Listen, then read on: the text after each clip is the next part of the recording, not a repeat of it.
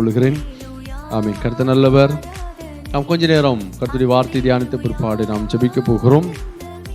நாம் விசுவாசம் என்கிறதான தலைப்பில் இருந்து தான் கர்த்தருடைய வார்த்தையை நாம் தியானித்து வருகிறோம். விசுவாசம் என்பது நம்பப்படுகிறவைகளின் உறுதியும் காணப்படாதவைகளின் நிச்சயமாக இருக்கிறது என்கிறதான அந்த காரியத்தை நாம் வேதாகமத்தின் அடிப்படையில் இருந்து நாம் தியானித்து வருகிறோம். இன்னைக்கு இன்னொரு அதே பகுதியிலிருந்து விசுவாசம் என்கிறதான அந்த பகுதியை நாம் மறுபடியும் பார்க்க போகிறோம். நம்முடைய விசுவாசம் விலையேறப்பெற்றதாக இருக்கிறது. நம்முடைய விசுவாசத்தினாலே தேவ சமூகத்திலிருந்து நாம் எதையும் பெற்றுக்கொள்ள முடியும். தேவன் விசுவாசம் உள்ள நபர்கள் மேல் அதிகமாக பிரியமாக இருக்கிறார். விசுவாசம் என்பது நமக்கு தெரியும், நம்பப்படுகிறவைகளின் உறுதியும் காணப்படாதவைகளின் நிச்சயம். இதை குறித்து நாம் நிறைய வார்த்தைகளை தியானிச்சிட்டோம். இன்னைக்கு நாம் ஒரு பகுதியை பார்க்க போகிறோம். நான் ஏற்கனவே ஒரு சப்ஜெக்ட் நம்ம கொண்டு வந்தோம். தேவன் நம்மை விசுவாசிக்கிறாரா? தேவன் நம்மை விசுவாசிக்கிறாரா? நாம் கடவுளை விசுவாசிக்கிறோம், கடவுள் நம்மை விசுவாசிக்கிறாரா? அதுதான் இங்கே இருக்கக்கூடியதான ஒரு கேள்விக்குறி. இன்னைக்கு விசுவாசம் என்கிற பெயரில் நாம் நம்முடைய இஷ்டத்தின்படியெல்லாம் நிறைய காரியங்களை செய்கிறோம். இன்னைக்கு நீங்கள் பார்த்தீங்க அப்படின்னா கிறிஸ்தவ உலகத்தில், கிறிஸ்தவ வட்டாரத்தில் விசுவாசம் என்கிறதான, அதாவது நம்பிக்கை, விசுவாசம்னா என்ன? ஒரு நம்பிக்கை இல்லையா? அந்த நம்பிக்கையை மையமாக வைத்துக்கொண்டு நாம் நிறைய காரியங்களை செய்கிறோம். இப்போது ஒவ்வொரு மதத்துக்கும் ஒரு நம்பிக்கை இருக்கிறது. ஒவ்வொரு மதத்துக்கும் அடிப்படை போதனைகள், உபதேசங்கள் இருக்கிறது. அதுபோல் கிறிஸ்தவ வட்டாரத்தில் நீங்கள் பார்த்தீங்க அப்படின்னா இன்னைக்கு நிறைய உபதேசங்கள் இருக்கிறது. ஒவ்வொரு சர்ச்சுக்கும் ஒவ்வொரு உபதேசங்கள் இல்லையா? பேசிக்கலான உபதேசங்களை கொண்ட சர்ச்சு எது அப்படின்னு நம்ம இன்னைக்கு கண்டுபிடிக்க முடியாத அளவுக்கு ஒவ்வொரு சர்ச்சிலையுமே ஒவ்வொரு விதமான உபதேசங்களை நாம் பார்க்க முடிகிறது. இப்போ நீங்கள் ஒரு ஹிந்து மதத்தை எடுத்தீங்கன்னா அவங்க பல கடவுள்களை வழிபடுகிறதுனால பல வடிவில் அவங்க என்ன பண்ணுறாங்க, அந்த அவங்களுடைய பக்தியை வெளிப்படுத்துகிறாங்க, இல்லைனா அந்த உபதேசத்தை அவங்க கை கொள்கிறாங்க. ஒவ்வொரு சாமியை அவங்க ஒவ்வொரு விதமாக வணங்குகிறார்கள். எல்லா சாமியும் ஒரு போல இல்லை இல்லையா? அதுலேயும் பார்த்தீங்க அப்படின்னா பெண் சாமி, ஆண் சாமி, இப்படி பல இருக்குது இல்லைங்களா? ஒவ்வொன்றுக்கும் ஒவ்வொரு விதமான அந்த உபதேச ரீதிகள், இல்லைனா அந்த சடங்குகள் இல்லையா? எல்லா கடவுளுக்கும் ஒரே போல் அவங்க அந்த ஆராதனைகளை இல்லைனா அந்த படைப்புகளை அவங்க செய்ய மாட்டாங்க. அதுபோல் முஸ்லீம்ஸ் நீங்கள் எடுத்துட்டிங்கன்னா அவங்களும் அப்படி தான். அவங்களுடைய கடவுளை வழிபடும்படியாக அவர்களுக்கு உபதேசங்கள் இருக்கிறது, சட்டத்திட்டங்கள் இருக்கிறது, அணுகுமுறைகள் இருக்கிறது, அதுக்குன்னு ஒரு கோட்பாடு இருக்கிறது இல்லையா? எல்லா மதத்துக்கும் அது என்ன பண்ணுது, இருக்குது. இப்போ கிறிஸ்தவ மதத்தை பொறுத்த வரைக்கும் தான் நிறைய குழப்படிகள். மற்ற மதத்தார்களுக்கு அது குழப்படி இல்லை. நீங்கள் மற்ற மதத்தார்களெல்லாம் நீங்கள் பார்த்தீங்க அப்படின்னு கேட்டிங்கன்னா அவர்கள் ஒரே இதில் தான் ஓடிக்கிட்டு இருக்கிறாங்க. இன்றைக்கி நம்ம கிறிஸ்தவம் மட்டும்தான் தாறுமாறாக ஓடிக்கிட்டு இருக்குது, இல்லைனா என்னது தெளிவில்லாமல் ஓடிக்கிட்டு இருக்கு. இப்போது என்ன கேட்டிங்கன்னா நான் போதிக்கிறது தான் சரி அப்படிம்பாங்க, வேறொருத்தரை கேட்டால் அவர் போதிக்கிறது தான் சரி அப்படிம்பாங்க. ஒவ்வொரு ஆர்கனைசேஷன், ஒவ்வொரு சபையும் அவர்கள் போதிக்கிறது சரி, அவர்கள் பண்ணுகிறது சரி அப்படின்னு தான் என்ன பண்ணிட்டு இருக்கிறாங்க, போதிச்சுட்டு இருக்கிறாங்க. இப்போ நம்ம பார்க்கும்போது நிறைய இயக்கங்கள் இருக்கிறது. பெந்தகோஸ்ட் மிஷன் அப்படின்னா பெந்தகோஸ்ட் மிஷனில் அளவில்லாத போதனைகள். இப்போ சிஎஸ்ஐ அவங்களுக்கு ஒரு போதனைகள் இருக்குது, ஆர்சி அவங்களுக்கு ஒரு போதனை. அதுபோல் ஒவ்வொரு மதத்தார்களுக்கும் Salvation Army, Lutheran church, seventh day, Jesus only, Jehovah witnesses, இப்படி பல சபைகள் இல்லைனா கிறிஸ்தவ அந்த மதம் இந்த உலகத்தில் என்ன பண்ணுகிறது, காணப்படுகிறது. கிறிஸ்தவம் என்பது ஒரு மதம் அல்ல, அது ஒரு மார்க்கம். இருந்தாலும் கூட பல வழிமுறைகள், பல உபதேசங்கள் நிறைந்ததான ஒரு என்ன சொல்லலாம், குழப்படியான ஒரு மதம் அப்படின்னு நம்ம எடுத்துக்கிட்டோம் அப்படின்னா நம்முடைய கிறிஸ்தவ மதம் அப்படி ஒரு குழப்படியாக இருக்கிறது. மதம் அல்ல இந்த மார்க்கம். ஏன்னா தெளிவில்லை. இன்னைக்கு பல இடங்களில் பல உபதேசங்களை வச்சிருக்கிறான். அப்போ தெளிவில்லாதபடி ஓடிக்கொண்டிருக்கிறான். நிறைய பேருக்கு கேள்விக்குறி, எது சரி எது தவறு, இவங்க சொல்றது சரியா அவங்க சொல்றது சரியா, இல்லை அந்த பாஸ்டர் பிரசங்கம் பண்ணுறது சரியா, ஒருத்தர் இவரை பிரசங்கம் பண்ணுறாரு, இன்னொருத்தர் அதை தாக்கி பிரசங்கம் பண்ணுறாரு, ஒருத்தர் அதை செய்யுங்க அப்படிங்கிறாரு, இன்னொருத்தர் அதை செய்யக்கூடாது அப்படிங்கிறார், ஒருத்தர் இது பாவம் அப்படிங்கிறாரு, இன்னொருத்தர் அது பாவம் இல்லை அப்படிங்கிறார், ஒருத்தர் இப்படி ஆராதனை பண்ணுங்க அப்படிங்கிறாரு, ஒருத்தர் இப்படி ஆராதனை பண்ணாங்க அப்படிங்கிறாரு. இப்போ பாருங்க, நிறைய உபதேச கோளாறுகள் இன்னைக்கு நீங்க பார்த்தீங்க அப்படின்னு கேட்டீங்கன்னா, கிறிஸ்தவ வட்டாரத்தில் உபதேச கோளாறுகள் நிரம்பி இருக்கிறது. ஒரே ஸ்தாபனத்தில் சார்ந்த 10 சர்ச்சு கூட ஒன்றா இல்லை, ஒரே ஸ்தாபனமாக தான் இருக்கும். ஆனால் 10 சர்ச்சும் 10 உபதேசங்களை என்ன பண்ணிகிட்டு இருக்கும், சொல்லிக்கிட்டு இருக்கும். 10 பேரும் 10 நம்பிக்கைகளை வச்சுருப்பாங்க. இப்போ இதெல்லாம் என்ன அப்படின்னு கேட்டிங்கன்னா, இன்னைக்கு கிறிஸ்தவ உலகத்தில் இருக்கக்கூடியதான ஒரு பெரிய என்ன சொல்லலாம், வீழ்ச்சை அப்படின்னு சொல்லலாம், இல்லைன்னா இந்த கிறிஸ்தவத்தை அழிக்கக்கூடிய ஒரு முக்கியமான பகுதியாக காணப்படுகிறது. வருகிற நாட்களில் இப்படியே போய்கிட்டு இருந்த அப்படின்னா கிறிஸ்தவம் சீக்கிரமாக என்ன பண்ணிடும், அழிஞ்சிரும். இன்னைக்கு நீங்கள் உலகத்தில் கணக்கெடுத்து பார்க்கும்போது வளர்ந்து வருகிற மதத்தில் இஸ்லாம் தான் இருக்குது, கிறிஸ்தவம் கிடையாது. அழிந்து கொண்டு இருக்கக்கூடிய ஒரு மதம் லிஸ்ட்டில் எது இருக்குது அப்படின்னா கிறிஸ்தவம் இருக்கிறது. மற்ற மதங்கள் எல்லாம் வளர்ந்துக்கிட்டே இருக்குது. ஏன் வளர்ந்து கொண்டு இருக்கிறது? அதுக்கு ஒரு காரணம் இருக்கிறது. அப்படின்னா ஒரு நிலையான போதனை இன்னைக்கு இல்லை கிறிஸ்தவத்தில். இப்போ ஒருத்தர் இதுதான் நிலையான போதனை அப்படின்னா அவருக்கு மட்டும்தான் அது. முழு கிறிஸ்தவத்துக்கும் அது என்ன பண்ணலை, வரல. ஒருத்தர் போதிக்கிறார், இன்னொருத்தர் அதை இல்லைன்னு சாதிக்கிறார், இல்லைடா. அப்படி இருக்கும்போது இன்னைக்கு கிறிஸ்தவ உலகத்தை நீங்கள் எடுத்து பாருங்க, எல்லாமே மேலிருந்து கீழே வரைக்கும் எல்லாருமே என்ன பண்ணிட்டு இருக்கிறாங்க, ஒரு தவறான போதனைக்குள்ள போய்கிட்டு இருக்கிறாங்க. அப்போ தவறான நம்பிக்கைக்குள்ள போய்கிட்டு இருக்கிறாங்க, தவறான விசுவாசத்தை கடவுள் மேல் வைக்கிறவங்க இருக்கிறாங்க. கிறிஸ்தவ உலகத்தில் ஒரு மோசமான ஒரு நிலை என்ன அப்படின்னு கேட்டிங்கன்னா, இன்னைக்கு வேதாகமத்தில் எழுதப்படாத, அப்போஸ்தலர்கள் சொல்லாத, இயேசு கிறிஸ்து பிரசங்கம் பண்ணி இல்லைன்னா அவர் சொல்லாத, வேதாகமத்தில் எந்த தீர்க்கதரிசிகளும் எழுதாத, சொல்லாத, போதிக்காத போதனைகள் எல்லாம் இன்னைக்கு கிறிஸ்தவ உலகத்தில் என்ன பண்ணிட்டு வந்துட்டு. நீங்கள் முழு கிறிஸ்தவ உலகத்தில் இருக்கிற ஆராதனைகளை எடுத்து பாருங்க, இது எங்கேருந்து வந்துச்சுன்னு கேளுங்க, அவங்க பைபிளில் எவிடன்ஸ் கிடையாது. எந்த ஒரு காரியமே எங்கே தான் இருக்கணும், வேதாகமத்தில் இருந்திருக்கணும், அப்போஸ்தலர்கள் செய்திருக்கணும், இயேசு கிறிஸ்து போதனை பண்ணி இருந்திருக்கணும், இல்லைனா தீர்க்கதரிசிகள் அதை குறித்து முன் அறிவிச்சு இருந்திருக்கணும். இன்னைக்கு இருக்கக்கூடிய போதனைகள் எல்லாமே வேத அடிப்படையில் இல்லை.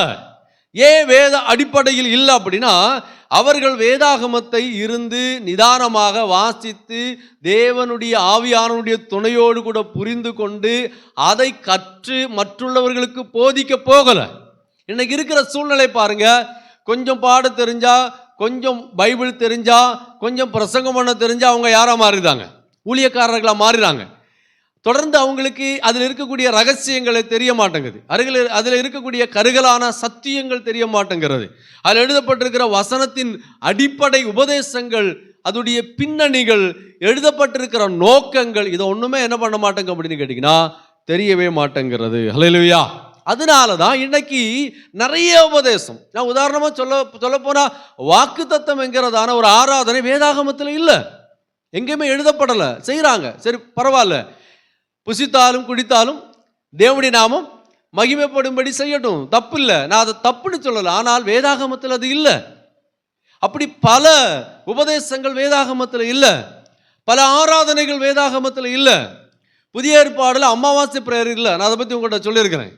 புதிய ஏற்பாடில் இன்னைக்கு இருக்கிற காலகட்டங்களில் உபதேச ரீதியாக நீங்கள் பார்க்கும்போது இன்னைக்கு இருக்கிறது 75% இல்லாத போதனைகள் தான் மக்கள் மத்தியில் என்ன பண்ணியிருக்குன்னா ஊடுருவி போய்கிட்டே இருக்கு. அல்லேலூயா. இது இன்னைக்கு கிறிஸ்தவத்துடைய ஒரு தோல்வி. ஆண்டவர் இதனால ரொம்ப வேதனைப்படுகிறார்.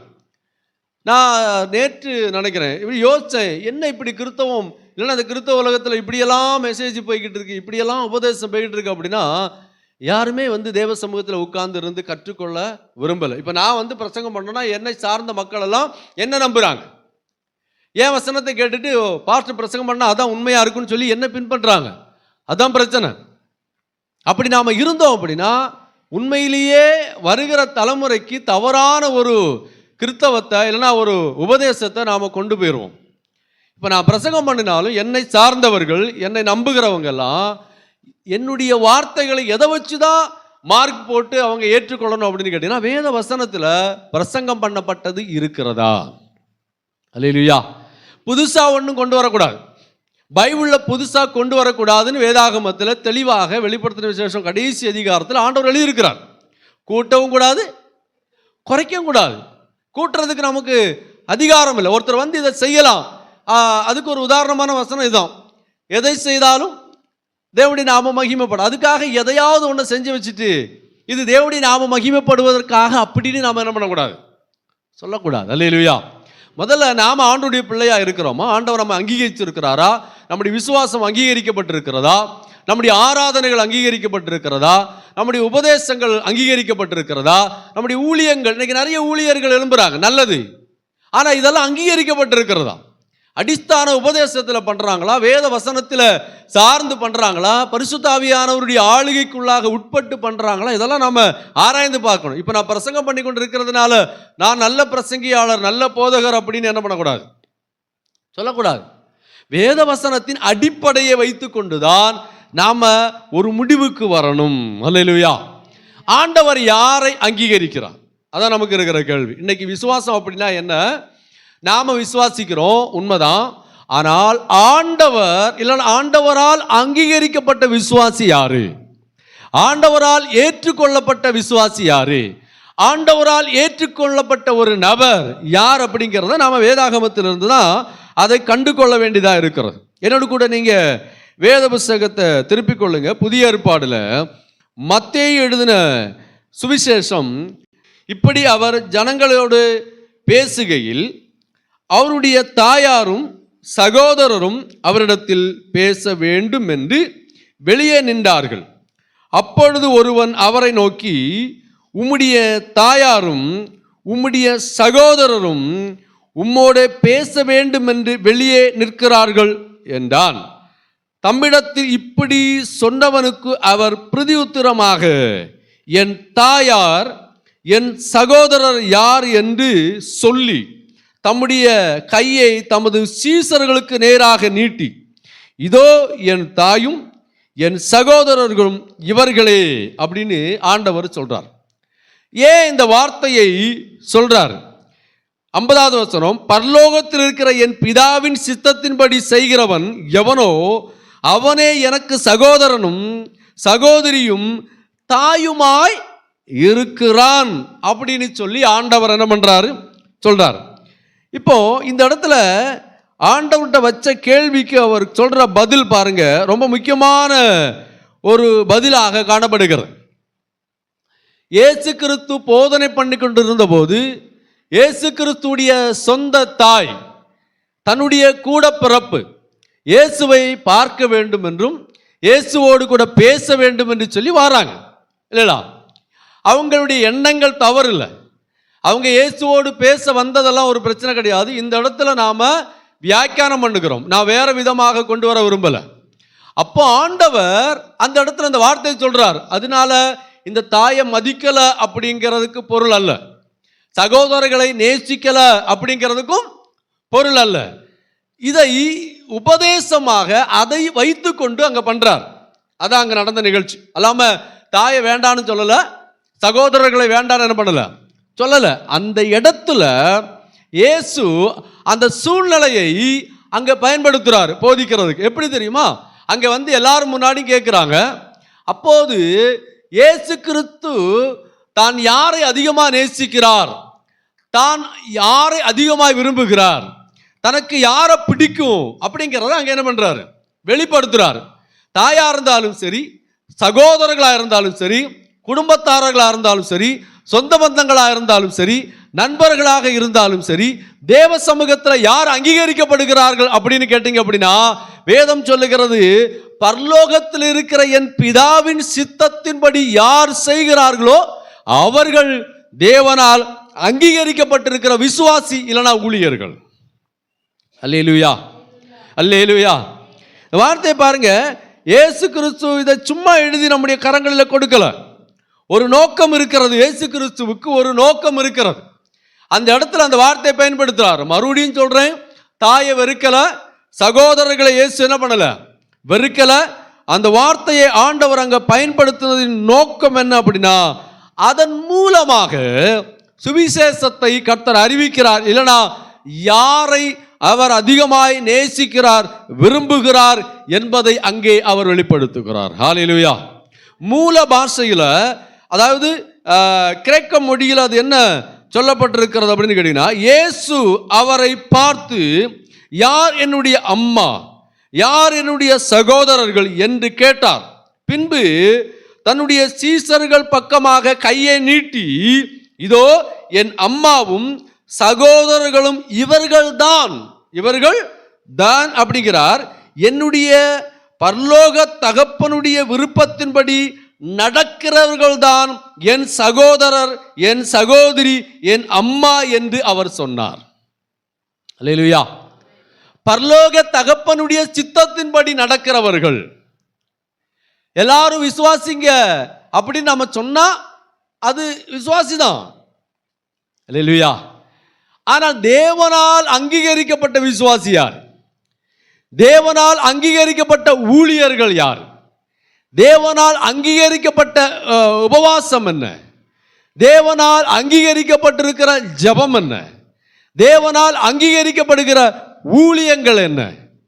தேவனால் அங்கீகரிக்கப்படுகிற போதனை எது? தேவனால் அங்கீகரிக்கப்பட்டிருக்கிறதான சபை எது? இது நம்ம பார்க்கணும். நம்ம எப்பவுமே நம்ம பக்கம் இருக்கிறத மட்டும் பேசிட்டே போறோம் இல்லடா. நம்முடைய விருப்பத்தின்படி எல்லாம் செஞ்சு முடிச்சுட்டு, இது நான் கடவுளுக்கு தான் செஞ்சேன் அப்படின்னு சொன்னா கடவுள் அங்கீகரிக்க மாட்டார். அல்லேலூயா. கடவுள் அதை அங்கீகரிக்க மாட்டார். கடவுள் எப்போதுமே வாக்கு சொல்லி வாக்கு மாறுகிறவர் அல்ல. இன்னைக்கு ஒரு பேச்சு, நாளைக்கு ஒரு பேச்சு, நாளை கழிச்சு மாத்தி எல்லாம் பேச மாட்டார். எப்பவுமே எப்படி பேசிட்டு இருப்பாரு? ஒரே மாதிரி பேசுவார். இப்ப இந்த இடத்துல பேசிட்டு அவர் மாத்தலாம் மாட்டார். இல்ல நான் அன்னைக்கு சும்மா சொன்னலாம் சொல்ல மாட்டார், உண்மைதான் சொன்னது. அந்த இடத்துல இயேசு கிறிஸ்து சொன்ன காரியம் உண்மை. இயேசு கிறிஸ்து சொல்லுகிறார், என் வசனத்தை கேட்கிறவர்கள், என் வசனத்தை கைக்கொள்கிறவர்கள், இல்லனா என் பிதாவின் சித்தத்தின்படி செய்கிறவர்கள். அல்லேலூயா. எவ்வளவு முக்கியமான ஒரு காரியமா இருக்கிறது வேத வசனத்தின்படி. பாருங்க, இயேசு கிறிஸ்து இந்த காரியத்தை சொல்றாரு அப்படின்னா நாம கொஞ்சம் ஆராய்ஞ்சு பார்க்கணும். நாம ஒருவேளை ஆண்டுடைய பிள்ளைங்க அப்படி நம்ம சொல்லிக்கிட்டு இருந்தாலும் தேவனால் அங்கீகரிக்கப்பட்டிருக்கிறோமா அப்படிங்கிறத நம்ம பார்க்க வேண்டியதாக இருக்கிறது. அல்லேலூயா. நம்ம எதையாவது ஒன்று பண்ணி வச்சுட்டு இது கடவுளுக்கு விருப்பம் அப்படி நம்ம சொல்லவே கூடாது. அது கடவுள் என்ன பண்ண மாட்டார், விரும்ப மாட்டார். கடவுள் விரும்புகிறது ஒன்று இருக்குது. அல்லேலூயா. அதான் அந்த கிரேக்க பைபிளில் சூப்பராக சொல்லப்பட்டது, என்னுடைய பரலோக தகப்பனுடைய விருப்பத்தின்படி நடக்கிறவன் என் சகோதரரும் என் அம்மாவுமா இருக்கிறாங்க. வேற யாரும் என்னுடைய சகோதரர்கள் அல்ல. அதாவது ஆண்டவர் இந்த இடத்துல மாம்ச பந்தத்தை பத்தி பேசல, மாம்ச உறவை பத்தி பேசல. அல்லேலூயா. இப்ப நமக்கு நிறைய சகோதரர்கள் இருக்கிறாங்க இல்லையா, நிறைய அம்மாமார்கள் இருக்கிறாங்க, நிறைய சொந்த பந்தங்கள் இருக்கிறது, நிறைய நண்பர்கள் இருக்கிறது. இது ரெண்டு விதமா இருக்கிறது. ஒன்று ஆவிக்குரிய நண்பர்கள், ஆவிக்குரிய அம்மாமார்கள், ஆவிக்குரிய சகோதரிகள் இல்லையா, ஆவிக்குரியவர்கள். இவங்க பரலோக சொந்தத்தை சார்ந்தவருங்க, மாம்ச பந்தம். இவங்களை நம்ம வேண்டான்னு உதறி தொள்ள முடியுமா? முடியாது. அப்பாவா இருக்கலாம், அம்மாவா இருக்கலாம், நண்பனா இருக்கலாம், சொந்த பந்தமா இருக்கலாம். இவர்கள் எல்லோரும் என்னது? மாம்ச பந்தம். அதுக்காக நம்ம அவங்கள வேண்டான்னு சொல்ல முடியாது. ஆண்டவர் வேண்டான்னு சொல்லல, தாயும் தகப்பனையும் இல்லைனா சகோதரர் வேண்டான்னு ஆண்டவர் சொல்லல. ஒரு மாம்ச பந்தம், மாம்ச உறவு, அதுல மாற்றங்கள் இல்லை. அதனால ஆவிக்குரிய நபர்களை மாத்திரம் தான் நேசிக்கணும், அவங்க கூட தான் பழகணும், அவங்க கூட தான் சாப்பிடணும், அவங்க கூட அப்படியெல்லாம் இல்லை. எல்லா நபரோடும் நாம் அன்பா இருக்கணும். ஏன்னா நாம் ஆவிக்குரியவர்கள், ஆவிக்குரிய காரியங்களை போதிக்கிறோம், ஆவிக்குரிய காரியங்களை நடந்து கொள்ளுகிறோம், ஆவிக்குரிய காரியங்களுக்கு முக்கியத்துவம் கொடுக்கிறோம். ஆவிக்குரிய நபர்கள் எல்லோரும் நம்முடைய சகோதரர்கள்.